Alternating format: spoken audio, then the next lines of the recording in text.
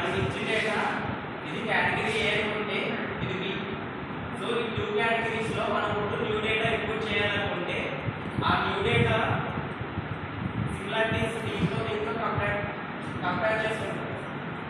ఎక్కువగా సిమిలారిటీస్ ఉంటే న్యూ డేటాకి దీంట్లో సిమిలారిటీస్ ఎక్కువ ఉంటే దీంట్లో యాడ్ చేస్తాం, లేదా దీంట్లో ఉంటే దీంట్లో యాడ్ చేస్తాం.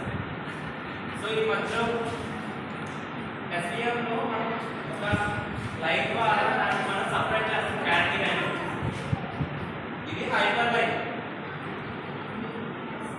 Hyper plane.